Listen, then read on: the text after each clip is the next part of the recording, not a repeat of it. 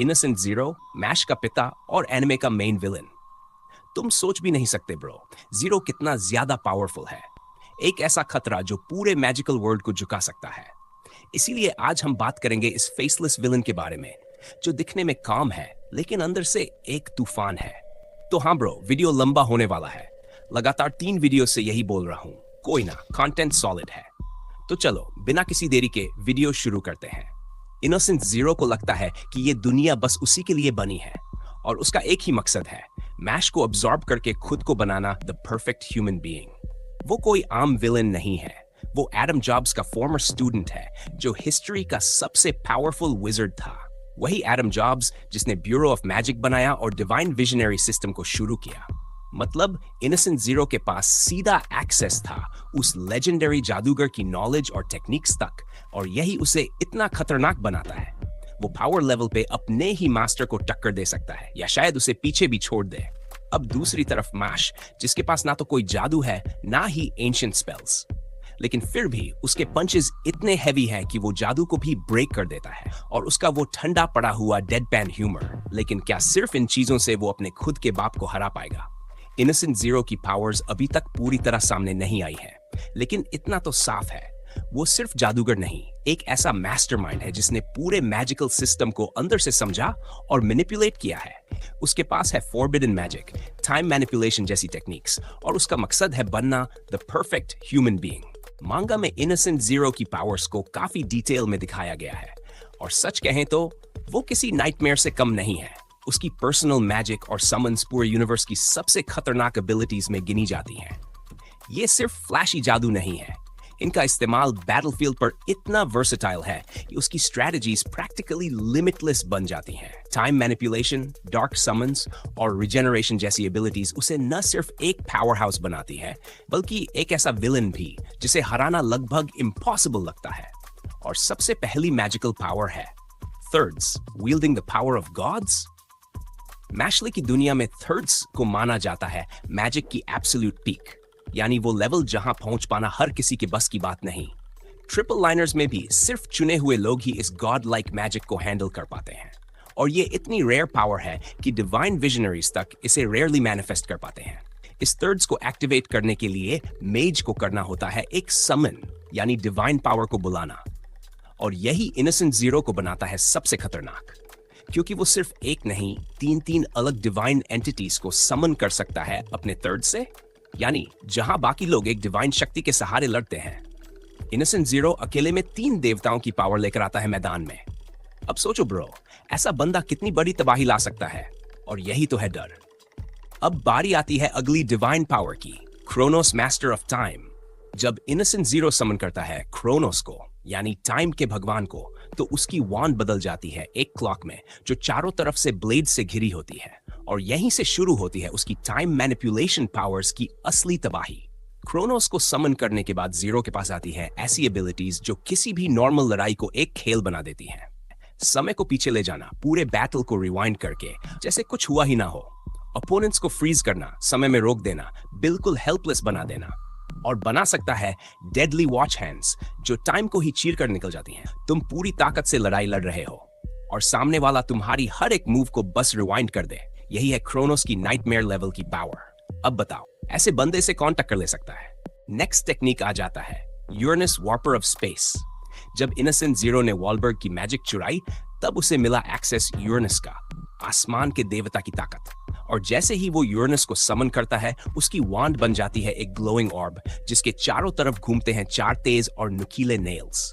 लेकिन ये कोई नॉर्मल नेल्स नहीं है, हर एक नेल अकेले ही स्पेस को अलग अलग डायरेक्शन में वार्प कर सकती है। अब इस टेक्निक से जीरो के पास आ जाती हैं ऐसी एबिलिटीज जो पूरे बैटलफील्ड को उसकी मर्जी से मोड़ सकती हैं। रियलिटी को कई डायरेक्शन से एक साथ डिस्टॉर्ट करना, जिससे सामने वाला समझ ही नहीं पाए कि अगला हमला कहां से आएगा। स्पेशल कट्स क्रिएट करना, जो वॉलबर्ग की ऑलरेडी पावरफुल मैजिक को भी पीछे छोड़ देती हैं। और सबसे खतरनाक, ओपोनेंट्स को पॉकेट डायमेंशंस में ट्रैप करना। अब सोचो ब्रो, सामने वाला सिर्फ तुम्हारे मूव्स को अवॉइड नहीं कर रहा, वो तुम्हें लिटरली रियलिटी से ही मिटा सकता है। यही है यूरेनस की टेरिफाइंग पावर, और यही इनोसेंट जीरो को बना देती है अनस्टॉपेबल। अगला आ जाता है लूसिफर, ब्रिंगर ऑफ डार्कनेस। शायद इनोसेंट जीरो का सबसे डरावना और खौफनाक समन है लूसिफर, अंधकार का देवता। जब वो लूसिफर को समन करता है, उसकी वांड बदल जाती है एक भयानक सी एल्ड्रिच स्टैफ में, जो चारों तरफ से क्रीपी आईबॉल से ढकी होती है। और बस वहीं से शुरू होता है अंधकार का असली खेल। लूसिफर की पावर के साथ जीरो के पास आ जाती है कुछ ऐसी एबिलिटीज जो पूरी दुनिया को चंद सेकेंड्स में मिटा सकती है। कोलोसल डार्कनेस स्फीयर्स क्रिएट करना जो पूरे के पूरे शहर को निगल सकती है बिना कोई निशान छोड़े। नाइटमेरिश क्रीचर्स को समन करना जो जीरो के एक इशारे पर तबाही मचा दें। और सबसे डेंजरस, एक ऐसा अल्टीमेट स्पेल डिवाइन पनिशमेंट जो पूरे एग्जिस्टेंस को एक झटके में इरेज कर सकता है। इस डिवाइन पनिशमेंट स्पेल को कहा गया है एक ऐसी ताकत जो पूरे मैजिकल वर्ल्ड को खत्म कर सकती है, और यही इसे बनाता है अल्टीमेट डूम्सडे वेपन। अब बात करते हैं इनोसेंट जीरो की पर्सनल मैजिक के बारे में। इनोसेंट जीरो की पर्सनल मैजिक का नाम है टाइम्स। ये कोई नॉर्मल मैजिक नहीं, बल्कि उसकी पर्सनल मैजिक है, यानी एक ऐसी जादुई शक्ति जो एक्सक्लूसिव होती है, एकदम यूनिक, और पीढ़ियों से सिर्फ एक खास फैमिली में पास होती है। अगर आप जुजुत्सु काइसन देख चुके हो तो इसे ऐसे समझो जैसे 10 शैडोज टेक्निक होती है ज़ेनिन क्लैन में। रेयर, पावरफुल और डीपली पर्सनल। मैशल में भी कई कैरेक्टर्स की अपनी अपनी पर्सनल मैजिक है, जैसे डॉट बैरेट की एक्सप्लॉम्ब जो प्योर एक्सप्लोजन्स पे बेस्ड है, या फिर लैंस ग्राउंड की ग्रेवियोल जो ग्रेविटी को मैनिपुलेट करती है। इसी तरह इनोसेंट जीरो की पर्सनल मैजिक टाइम्स, टाइम को मैनिपुलेट करने वाली सबसे खतरनाक और रेयर मैजिक है जो उसे बना देती है अनस्टॉपेबल। वो टाइम को फ्रीज कर सकता है, लोगों को छूकर उन्हें सैकड़ों साल बूढ़ा कर सकता है, और किसी भी फाइट को रिवाइंड करके स्पेल्स तक अंडू कर सकता है। इतना ही नहीं, वो सिलेक्टिवली टाइम तेज करके दुश्मनों के बॉडी पार्ट्स को नष्ट भी कर सकता है। वॉलबर्ग बेगन ने इसे सबसे ताकतवर पर्सनल मैजिक कहा है, और सही भी है, क्योंकि इनोसेंट जीरो अब तक का सबसे खतरनाक विलन है। अगला है कॉपी मैजिक। इनोसेंट जीरो के पास एक खतरनाक एबिलिटी है, दूसरों की मैजिक चुराने की पावर। लेकिन ये सिर्फ स्पेल्स कॉपी करना नहीं है ब्रो। जीरो सीधे सामने वाले की मैजिक की सोल ही खींच लेता है, बस अपनी वॉन्ड टारगेट की तरफ पॉइंट करता है और उन्हें डार्क एनर्जी में लपेट देता है, और उसके बाद वो मेज हो जाता है पूरी तरह पावरलेस। मतलब जीरो सामने वाले की जादुई ताकत को परमानेंटली अपना बना लेता है। लेकिन एक ट्विस्ट है, इनोसेंट जीरो का शरीर अभी भी इनकम्प्लीट है, और वो इतनी सारी स्टोलन पावर्स को सही से संभाल नहीं पाता।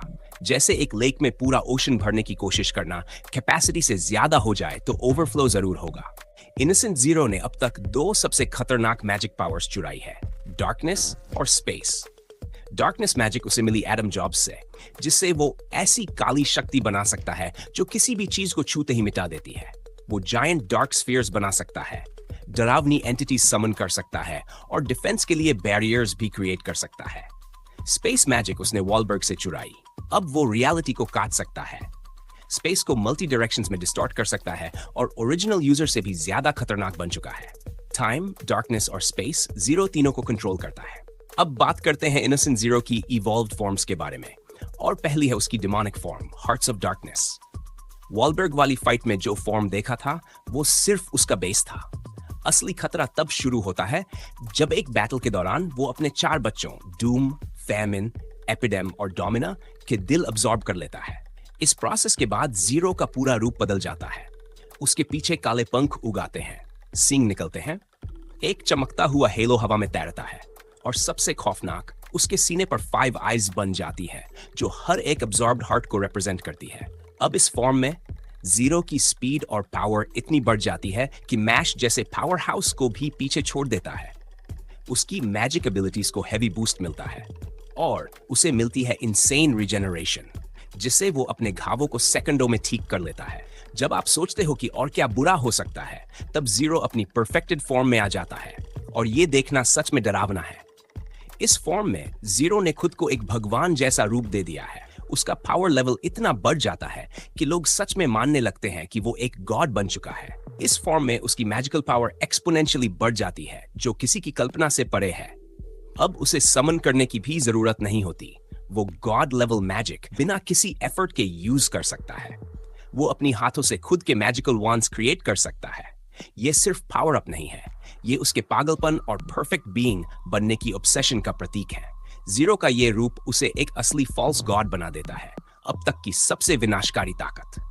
तो ब्रो, वीडियो को यहीं पर एंड करते हैं, वरना इनोसेंट जीरो खुद आ जाएगा हमें भी गॉड बनाकर समन करने। न्यू हो तो एक सब्सक्राइब ठोक देना, वरना टाइम से टाइम रिवाइंड करके फिर से वही वीडियो देखनी पड़ेगी। और हाँ, इस बार बिना स्किप के। Bye bye. अगला वीडियो आएगा और भी फायर। तब तक के लिए शैडो में रहो, मैजिक से दूर रहो और मैश के लिए चीयर करो।